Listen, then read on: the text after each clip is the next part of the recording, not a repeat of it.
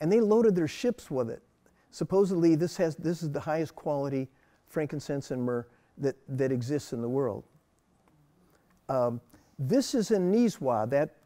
It's a World Heritage Site. It's a fort that was built in the 8th century. So this is the 700s.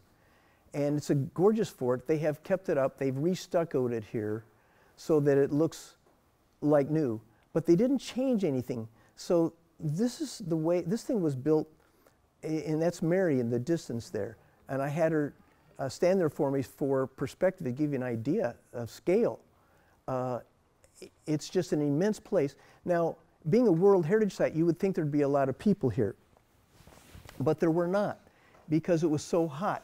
We asked the people, we knew it was hot, really hot. But they said, no, this is all-time records. All-time records. They said it was 52 degrees centigrade. That is 126 degrees. And so no one was there except for Mary and I and some poor guy that had to follow us around that worked at the museum. But this is what they were, the kind of stuff that they were building back in the 700s.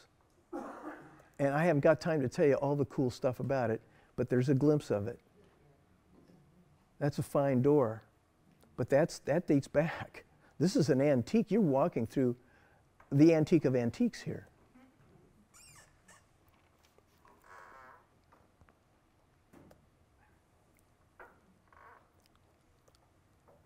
Those are cannonballs. I don't think anybody knew, being out of round like that, I don't think anyone knew where they were headed. It might turn around and hit you in the head, like a boomerang. But that's just a bunch of old, they had them in a cage there, and I stuck my camera in the cage to get the shot.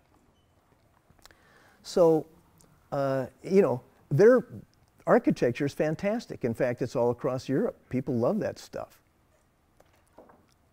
Okay, so now one of the things that we're aware of is that women seem to be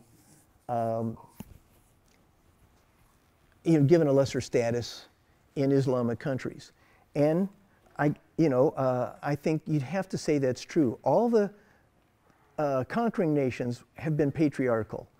The Jewish and Christian and Islamic faiths, which chronologically came in that order, were hardcore, patriarchal. And when you take a look at women wearing these masks, for us it's confusing about what to think about it. Now, on the one hand, getting the mask is a sign that you have achieved womanhood, so it's a celebration. You could say that there is a note of beauty involved in the mask. Those things even have a wood stem right between the eyes there. That ridge, vertical ridge, is a wooden piece that's in there. These are Wahibi desert tribes, and the color tells you which tribe they're from. And so you could say it's a membership in the tribe. It's a sign of the achievement of womanhood, but they are hidden. And if that's all that there was to it, that would not be so bad. But the problem is they're also hidden in the society. And all these Islamic societies are changing, and they're evolving, and they're getting better.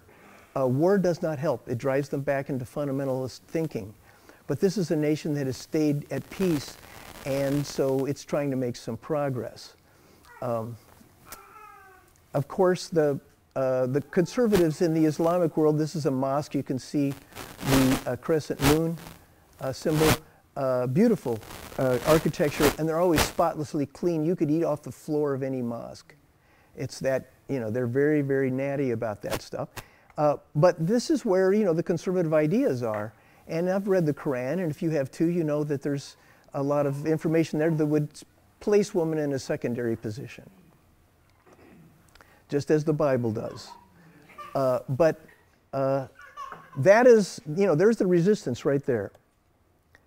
And this thing is huge. I'm standing across 4 lanes of highway and a divider, and it's all I could do to get it into a wide-angle lens. It got just gigantic mosque. Okay, so looking at those curved swords, you can't help thinking that Freud wasn't wrong about everything. But the fact is, it was hardcore especially back in the day when this picture was taken, this historic picture, they were it's so patriarchal, right? Men are the religious leaders, they're the political leaders, they're the ones that can roam around freely in society while women stayed indoors. But in the United States, just last week, so many of the religious leaders in this country, especially down south, they're not like us.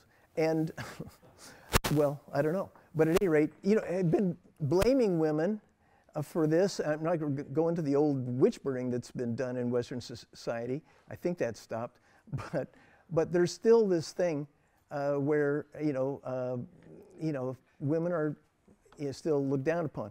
We don't want to forget that there's the possibility of a matriarchy. This is a Bolivian bruja at what Christians call the witches' market in La Paz, Bolivia. I took this picture, and she's the clergy there because they believe in Pachamama, that this earth that you're sitting on now is alive, and she wants to be protected. Your purpose here as a human being is to protect her. The very opposite of Leviticus, where it says you're here, is to subdue the earth. And for her, it's a totally different point of view. Matriarchy is like that. It may explain why they were taken over by the patriarchies, because they were more peaceful. But just because you're more brutal doesn't necessarily mean it was a better idea. And this is African spirit that I found in Cuba. I bought this painting of what you'd call voodoo spirit. We've tried to demonize voodoo, but it's in many ways a religion of good fortune, which is what the three fingers mean that she's got out. And this one's from Haiti. So there's, matriarchies are possible, but they haven't fared well with the patriarchies overrunning them. Now, back in 1970, Queen Elizabeth visited Oman, and she met this guy here on our right, and he is now Sultan, and his last name is Qaboos. So he's Sultan Qaboos. I've got to get a drink of water. Hang on a second.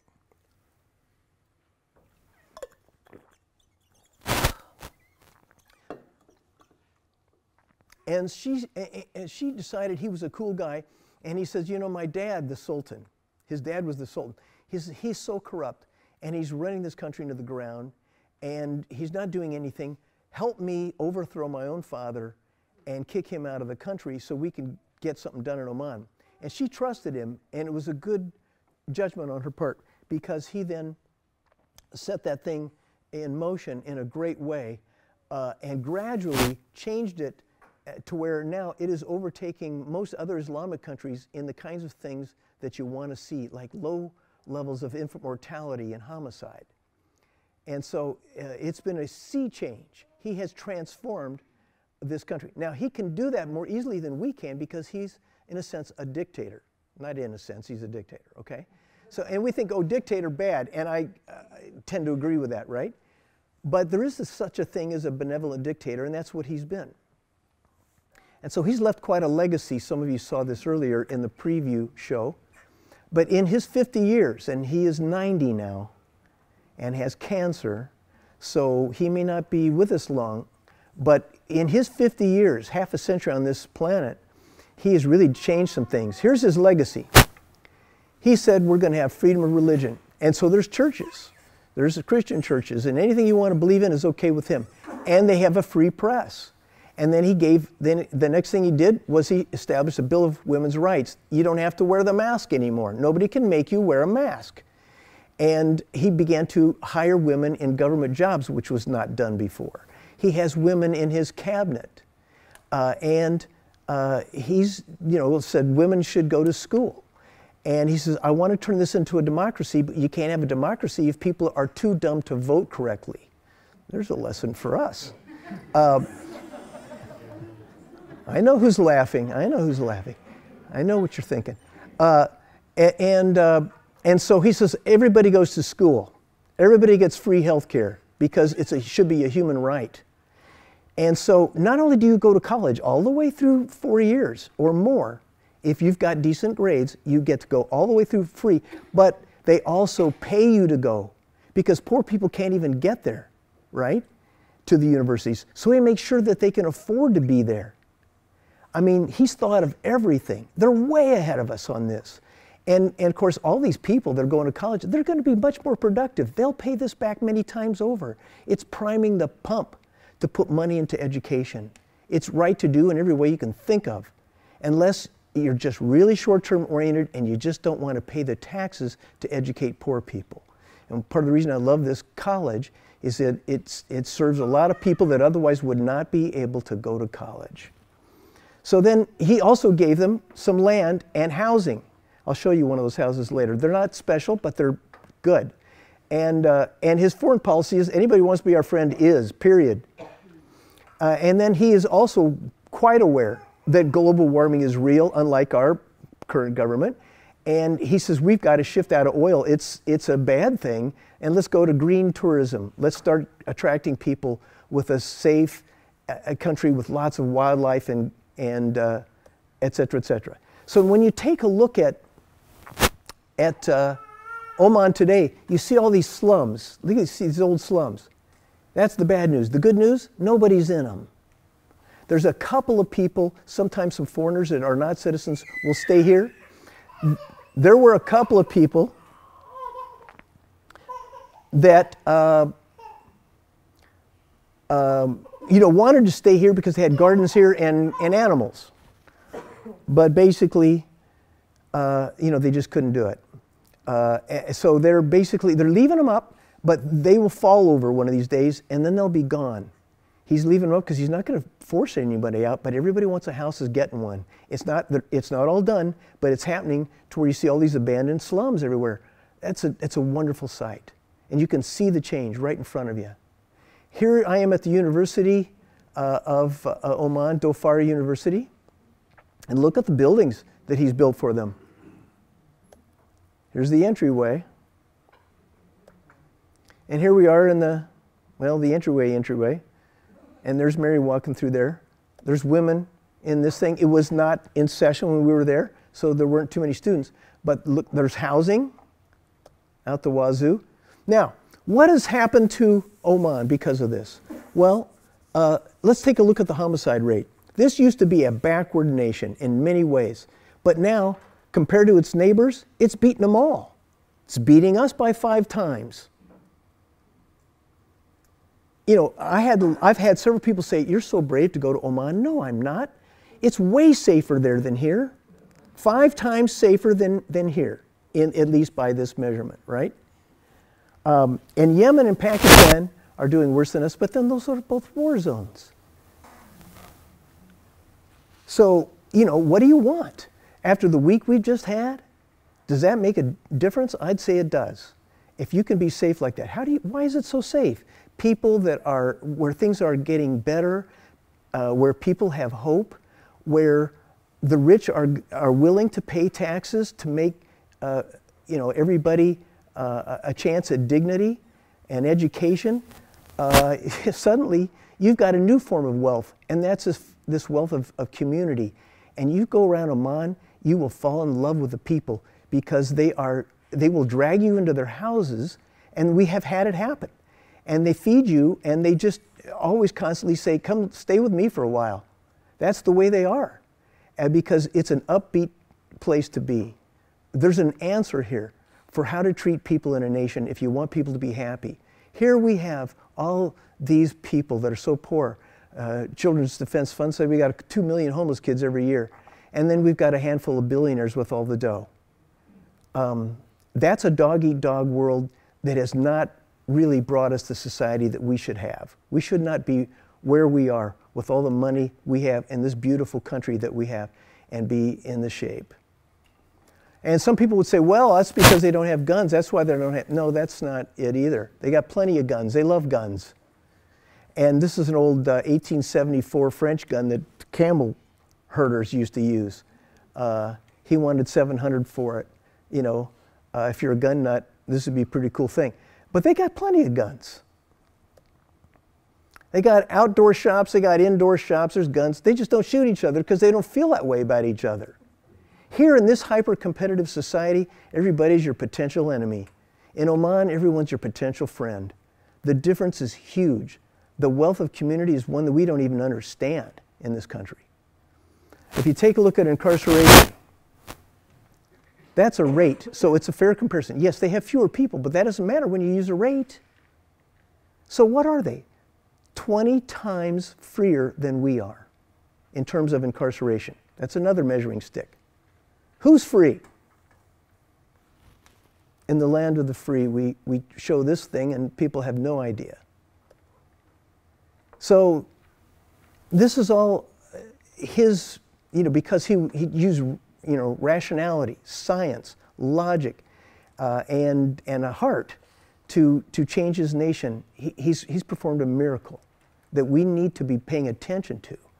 It's more than liberalism, it's progressivism. Okay, traveling there. This is, we stayed in the car a lot, but we also, every other day we wanted a hot shower. So we'd go to a hotel if we were near one. Sometimes we weren't. But this is the Dhofar. If you're going to go to Oman, this is where you want to stay. It's cool, it's friendly, it's quaint, it's all kinds of things. Here's the stairs you're going to have to climb. Travel light, my friends. And to make travel easier, the Sultan Qaboos has built little things like this on the beach all over the place so you can stay out of the sun and enjoy the sea. And he's building roads so that his tourist economy can prosper as they transfer out of an oil economy. Too bad we can't do that. So here's our hotel on wheels up there on the upper right. And we camped over this beach. And the reason we did, this is on Masira Island, one of the most beautiful places in the world. You see these tracks? These are made by sea turtles. They'll go up here and lay their eggs on this beach, but they do it at 2:30 at night. And we sat out here and tried to stay awake. At about 1 o'clock, I was leaning against the steering wheel and finally jumped in the back. And 2 nights we stayed here, maybe it was 3, never saw a turtle.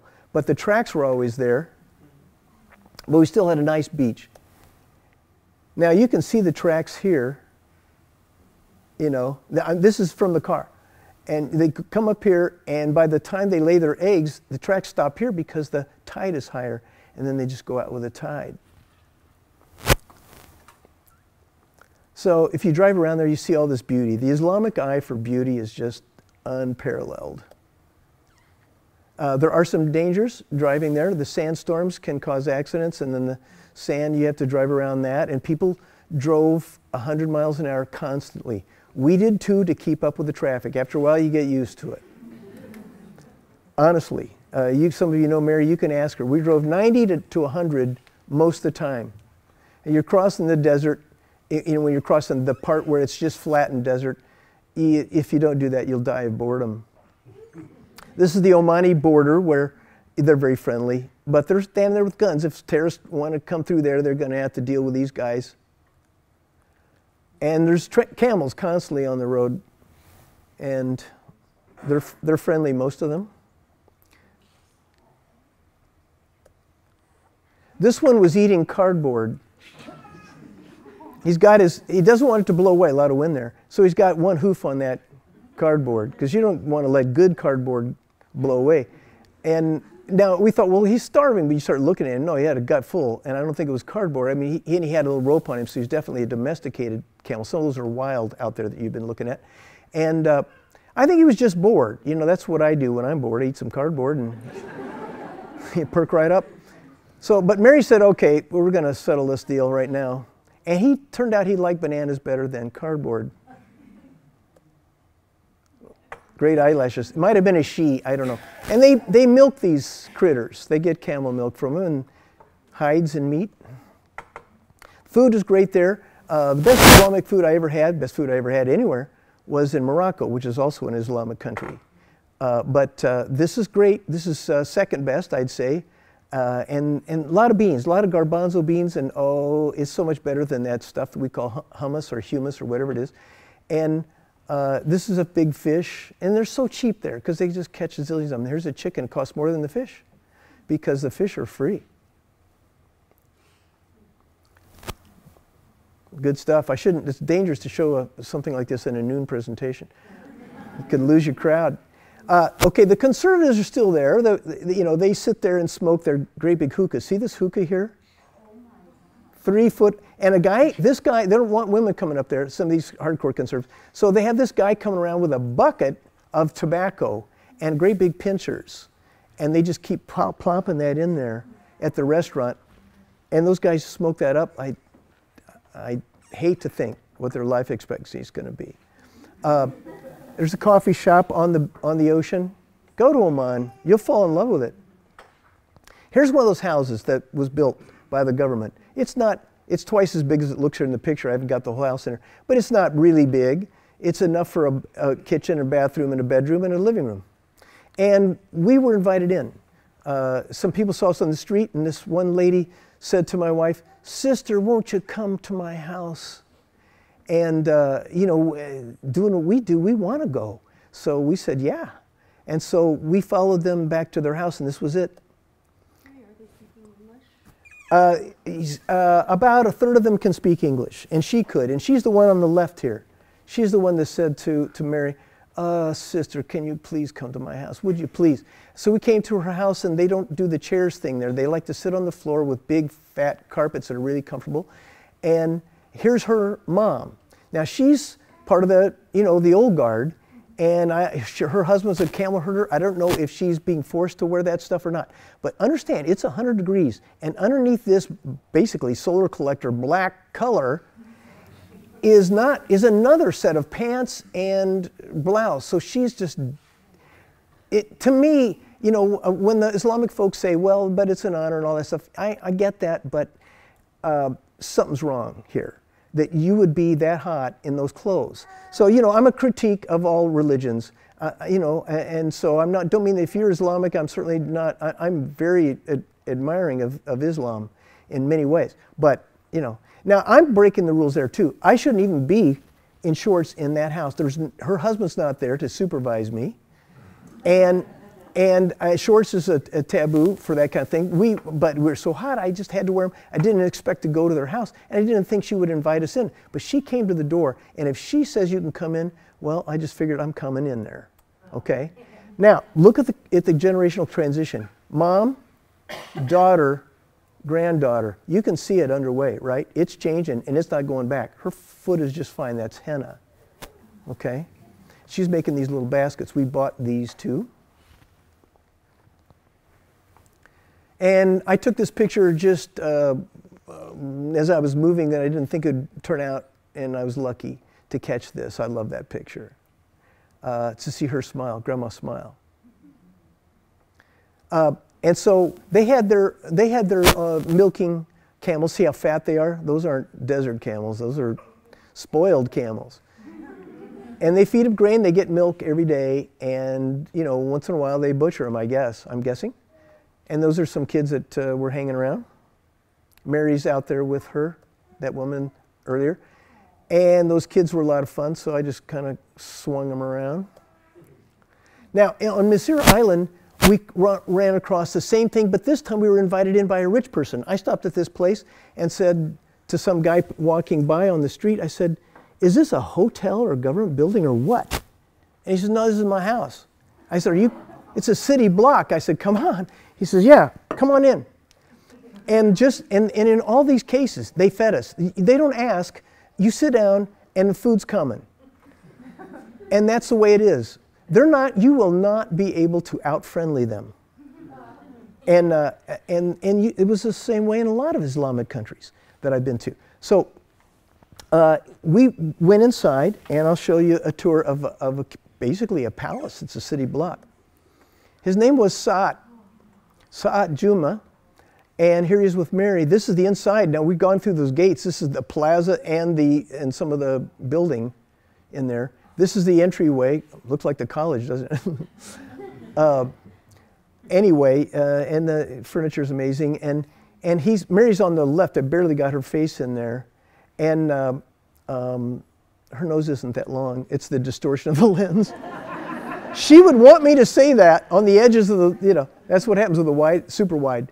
Anyway, he even let me take pictures, which is, you know, to take pictures of this inside of the house. Here, rich people say, you can't take pictures, somebody might use it to get my stuff.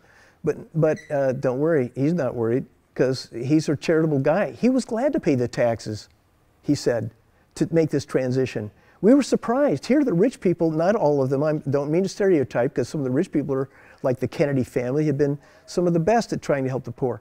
But, you know, he said people are down with this Sultan. They like the changes. They like being safe. That's what you get, safe and friends, if you share stuff. We should learn that. I'm close to retirement. That's why I talk like this, okay? So he's showing his place around. Here's his meeting room. Here's his bedroom. Here's where his kids, oh no, that's a bedroom for his daughter. Here's his school where Oxford-trained professors come over here and teach his kids one by one. So he's got tons of money. And you know, he may not be anywhere near some of the billionaires that whose names you know, but he's happy to be taxed and just loves what the Sultan's doing to his country. I like that. And here's a kitchen, one of two. And here's some of his sisters and daughters and nieces. And notice, though, they are somewhat covered, and probably because we're there, and they are inside. There's still too much going on that way, but it's changing fast. And so here's where they fed us the food. They sat us down, and if there's a table, you know what's going to happen there, a bunch of food on it. Really good food. That's a sign of friendship there, that sign, the fingers. They wanted, when I pulled the camera up, they wanted that to be part of it. I love this country. I love it. Now, this is not a good picture, but it's all I could catch of their ritual. What they meet someone, they rub noses. I'm sure the biologists are going, no, wait a minute here. That's not a good idea. And that's probably true, but you know what? It's worth it. Now, the guys can show a lot more skin, but look at their swim trunks. That's not what you call really revealing. And that one guy's got his skirt on, you know. A lot of men wear skirts there. And you know, the old guard still sit around with their hookahs. There's a close. Mary took this one through the windshield, and it was dripping fog, so it's not a great picture. But it was something. I hated to go up and stick my camera into their faces. On this ship now, when we pulled up in here to get to the ferry well, this is the ferry, to Masira Island, and then you park your car, and then women go and sit on the right side, men go and sit on the left side. But what people are doing to get around that now is they go up to the top, and then they can mingle at the top of the ferry. Here at that restaurant we were just at, and I should have had this in better order, these women are walking by. They are not covered as much as they used to be. And they're walking by the most conservative of people that we ran across. And they're taking their kids, and they're kind of ignoring, you know, these guys. There's been a sisterhood for a long time in Oman. Mary saw this picture in a motel, and I took a picture of it because she loved it so much, and I decided to show you. Women have had to stay in touch and support each other in that nation, but now they're much more free. I'm so happy for them. And for the men. You know, why not have, if you're going to have a wife, why not have a full human being? So here's now there's other people there that are not Omani, like these probably Bengali fishermen that are fishing because the fishing's so good there. And they're allowed to do that. Now they're icing fish there and putting it in that and taking it to shore. See, look at the size of the fish that guy on the left is throwing in there. They don't have to go way out to sea. These things couldn't even handle a big sea. They go out there, because they're fiberglass and they're heavy, and they go out there about 50 to 100 yards and they catch fish like that. They just fill their nets. Good fishing there. That's not happening in a lot of places. This is tuna. And in Salalah, even though it's a desert country, they get so much monsoon, they can raise tropical plants. Papaya, coconut, banana, 40 kinds of dates, lots of coffee, types of coffee. There's henna. I don't know why it's green. I've seen henna before, and it was red in Ethiopia. But does it turn red when you put it in something? I don't know what. But at any rate, they said this is henna. I know it says poultry feed. Maybe it's poultry feed. But he said it was henna. Don't put it on your hair, okay? I'll just leave it at that. Here's some honey. They have other products, fish and dates and bananas, and they sell a lot of hay. There are Bedouins that still are camel herders there, but they're doing pretty good now. And if they want, they can get an education. And they got free health care. Things have changed. And it's considered a human right. We act like it's some sort of luxury people don't deserve. Now, but the camel herders are kind of modernizing too. I like that shot. All those camels looking at me. They like me, I think. They know I've got bananas. Okay, so this is a goat auction in Nizwa. I love this. Now this is this is a kind of an old-fashioned. It's kind of stepping back in time, and there's very few women there. Before there were no women, and it's kind of intimidating walking up to this circle to get pictures of the goat auction. But when we got up there, we were treated. Mary and I were treated very well, very friendly, bunch of smiles. Nevertheless, it's a guy thing. No women in that crowd for the most part, but there were a few we found on one side of the circle that were bidding, and they are now partaking in what used to be an old-fashioned thing. See this goat, guy holding the goat? Now watch this. Some things don't change, right?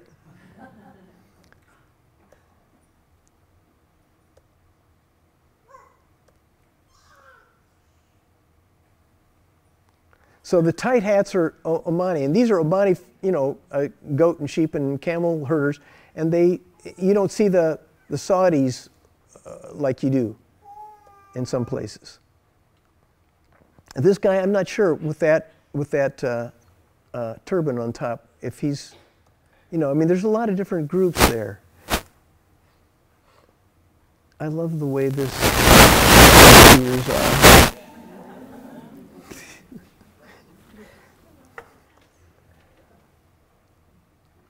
But it's a good feeling to be there.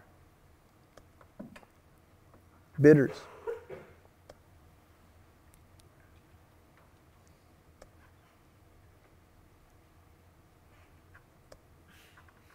Now there's a woman, and she was a bidder at one point. At this point she's not. Notice that he can stick his feet out, but she's got to have hers covered. Okay, so this is Masira Island, which is. You want to go there. If you're going to go to Oman, definitely go to Masira Island. It's about 60 miles from here to here, end to end. And the turtles swim up there, and they got all kinds of whales out in the ocean. And I just want to show you some wildlife because they've got a lot of wildlife. And the seagulls there have kind of a ducktail, kind of an Elvis look. And there's masses of them. They go there to, I was going to say, well, to marry, okay? Get married. And it's okay. Somebody caught it. Thank you. And then when they take off, it's just like crazy. And they're not hunted, so you can get pretty close. Gary, those might be terns, not gulls. Okay. Thank you. A friendly amendment to that. I'm sure that's true. These sure look like terns. The terns I shot up in Iceland, didn't shoot them. I took pictures of them in Iceland. Here's a green parrot eating fruit. Thank you for that, though. Any other corrections are also welcome, okay? So this is a premiere. I've never done this before for a class. Green parrots and flamingos. At least I read this to be true, that the adults have these red feathers. Basically, it's mineral coming out of their skin from eating in these salt flats. And that sounds like it's too much salt, and it would be for us. But they cannot conceive, I guess, until they have that mineralization. So the young ones, like this guy here, isn't obviously young because, the parents got a little bit of red on them. But and maybe they're all young ones, just starting to get red. I don't know. They have a heron that sure looks like the great blue heron. They call it the reef heron. But I like these pictures because this one was trying to fly in winds that was pushing it backwards as much as forwards. And it gave me a couple of chances to take pictures with the waves in the background crashing, which is Makes for good shots. Here's one of the turtle tracks. They go up there and they get this far, drop the eggs, turn around. The whole thing takes about 2 hours, 3 hours. Wild burros, you know they're wild when the ribs are like that. Seashells sometimes 4 inches thick on the beach. Can't take them home. Some people have learned that you can windsurf here, and surf with sails, and not just that, but also with kites. And we saw this one batch of people. There's not many. This is on Madeira Island. But this guy was getting ready to do a flip. So watch what he's got his wife, girlfriend, or whatever out there in the, just an assistant taking pictures out there and going to make a picture of this thing, doing a flip. So he's up and he's over. And then he even lets go of the rope for a second and spins around and catches it. So they're having fun. Mary wanted to go to this place and ride horses because she's a horse, nut. I think she'd let me say that. And this is a South African that started a business there. She went to Oman on a visit and said, no, I'm staying here. This is too good. This will beat South Africa. I'm out of there, and I'm here. And so, but she's a kind heart, and she has a twin, and they both run this, it's a place for animal shelter, really, for animals that have been kicked around. And so you could ride horses there, and that helps to pay for the animal shelter. So that was cool. Mary just loved. And they're corresponding. Here's a one-eared camel. Yes, I'm wearing a turban because someone gave it to me and I had to wear it. And I actually didn't mind, you know. I'm not trying to pretend anything here, but I just wore his turban, right? One-eared camels, blind dogs, they had everything there. And okay, now I've got just enough time left I want to put some of my favorite pictures to music. And I've got it paused down there. I don't know if this is going to work or not. I've got to get this ready. I wonder if you could push a button for me. Okay. It would be this button on the left clicker, but not yet. On 3, and I'm going to be down there, and it'll start for you. Okay. So here are some of my favorite shots. And I'm going to shut this door too. Sorry. And if I'm lucky, this will start up and match the scenes. Okay, let's see if this is the last one on the. And this is Islamic music. It's progressive. I mean, in Islam, you know, music in some ways is taboo, but that's changing. Okay, and so some Islamic music artists are coming out, and you know, Cat Stevens was Islamic as well. But you know, that's a different deal. This is coming from Jordan and Egypt and places like that. So I thought I'd put a nice spin on it. Let's see what happens. If it starts, hit play, okay? You ready? On 3. 1, 2. It may have reset. Go ahead.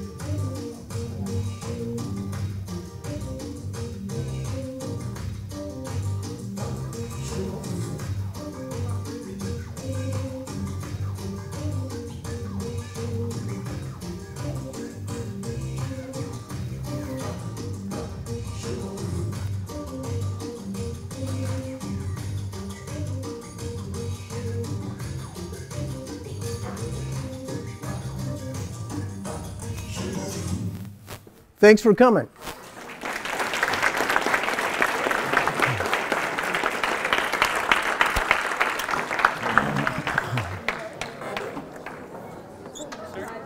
Yeah. That was an awesome presentation. Thank you. I was wondering, what camera did you use for most of your pictures? I used a couple of them, but they're do you know? Are you a camera nut? I wouldn't say a camera nut, but I know a bit about cameras. Well, it's a Micro Four Thirds format. Okay. It's Olympus and Panasonic, the two cameras I were using. They're pro cameras, Nice. and some of the lenses are like $2,500. You know. Yeah, those. Yeah. They look nice in some of your pictures. One of your pictures. Yeah. Same to you.